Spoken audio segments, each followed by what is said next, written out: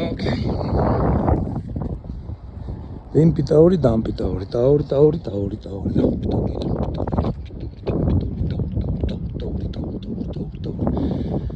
Okay.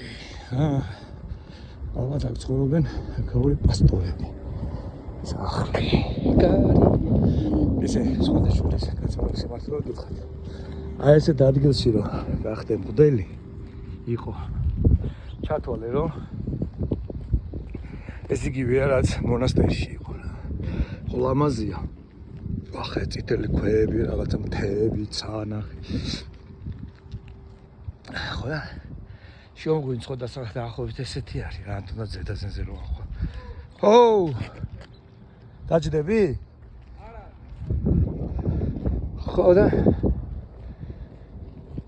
აი დაახლოებით ორ კვირაში კელში ამოგდის და კუბოში გქონია თავი ჩაკეტილი. გაიგე? გაგიჟდები აქ რო იყო.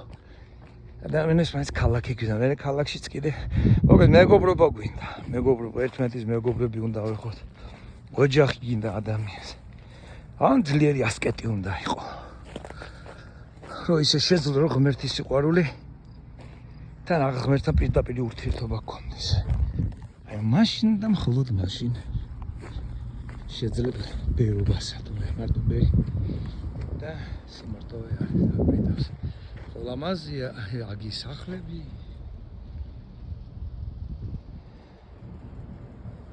არა ფული რომ მომცე, მაინც არ ჩავსახლდები.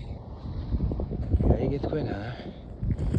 ოდნავ უფრო მეტად ეს არის ეკლიანია ხა ეს, ოდნავ ნაკლები ბალახია ვიდრე შიომღვიმში რო იყო რა ზემოთ.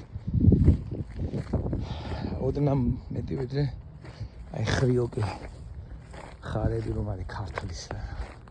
კასპები და ეგეთი რაღაცები. კატასტროფი მეიშენებ, ნუ ეხა დავით გარიჯეს ერთ აღარ ვაპარაკო. ისე მართლები ხართ, ქართველებს ყველაფერი გვაქვს, ესეთი ადგილიც გვაქვს, ზღვაც გვაქვს, ისიც გვაქვს პატარა ტერიტორია. ნუ რა თქმა უნდა, ხა ასეთი მასშტაბის არის, თან ეს ხლა ეს მარტო ეს ადგილი არ არის, გრძელდება ათეულობით კილომეტრი. იქით კიდე საერთოდ დიდი კანიონი არის. აი ეს ადგილია ყველაზე რაღაც ესეთი.